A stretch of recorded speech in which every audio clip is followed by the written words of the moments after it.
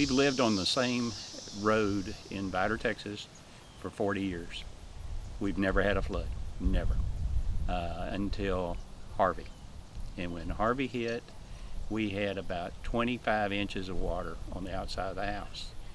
The Cajun Navy pulled into our garage in a 19-foot bass boat, and we were in the second floor on the stairs talking to these guys in a bass boat floating in my garage.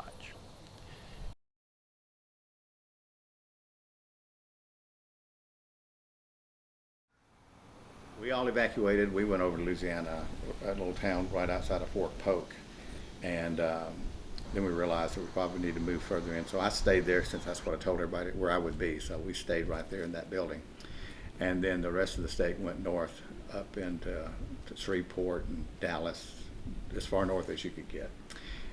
We had some in Manning, though, that was just about 70 miles north of where we were at Fort Polk, and the storm came. Power went off. You're in the dark, and the wind's blowing and the rain's coming, and it's pretty, it gets your attention. But the church building just held firm. We had people that did not evacuate that stayed here in our chapel, which is, what, 2/10 of a mile up the road, and that building survived. It survived with little damage, and those people were safe. The things that have really impacted us here at the park, the three big ones are Hurricane Jerry, Hurricane Rita, and Hurricane Ike. Hurricane Jerry affected the surrounding area more. What Hurricane Jerry did is the road coming into the park, Highway 87, there's a big, about 20-mile stretch of it that got taken out back in 1989 by Hurricane Jerry, which has really cut off the community here.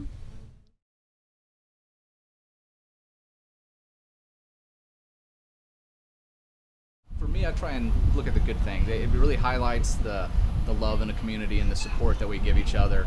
We had a run of 3 or 4 years, so we had, at the very least, a medium strength hurricane hit our area or a neighboring community within, an hour's drive every year.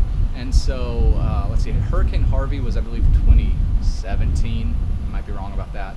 And then, so that was a bad one for us, as well as Houston and a lot of the upper Gulf Coast of Texas.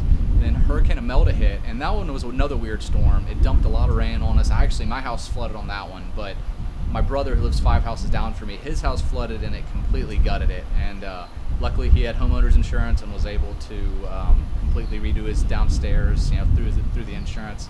So that also gave me some perspective, because I had flooding in one corner of my house, and I just ripped up some carpet and put in tile, which I was kind of wanting to do anyway. So that one wasn't too bad. But then Hurricane Laura, which was supposed to be really bad for Beaumont, I evacuated for that one. It actually shifted a little bit at the end and hit Lake Charles and devastated that. And so Lake Charles is a community about the size of Beaumont, not too far from us into Louisiana. And in the past, whenever we've had hurricanes, we've had a lot of support from people in Louisiana coming over to help us rebuild and get us the supplies we need to live in the short term. And so, whenever that happened in Lake Charles, it reminded me a lot of when I was a kid and Hurricane Rita hit. A lot of the same extent of devastation, and possibly even a little more than we experienced. And it was nice to see, our community going over and being able to repay the favor. So because of that, because of, how strong our communities are and how they come together after these events, I think the resiliency in people, it kind of shows more. And so this is a long way of me saying that I think people build back just the same as they did. Because this is our home, and we want to be comfortable and do what we know. So, hurricanes are just a thing we've learned to live with. I'm sure people up north have to deal with blizzards and all sorts of different kind of natural events that occur. There's something about Texas. I know I'm partial to Texas. I've been here all my life. It's Texas, so we take care of each other.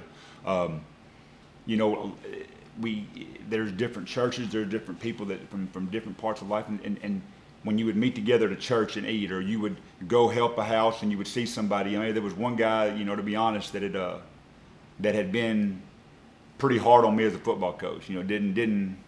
Wasn't a big fan of Jeff Matthews, and one of the houses we're cleaning, it just happened to be his, and he knew that I knew what he said, I knew what he said, and just that part of helping, I think he saw me in a different view. I saw him in a different view. I saw that we were the same, and you know, things like that. That's just one story, but that's one of the things that you know, we've been friends ever since. You know, a guy that I never talked to, he never talked to me, and we see each other different now. He'll high five me, I'll high five him, and we become friends after that.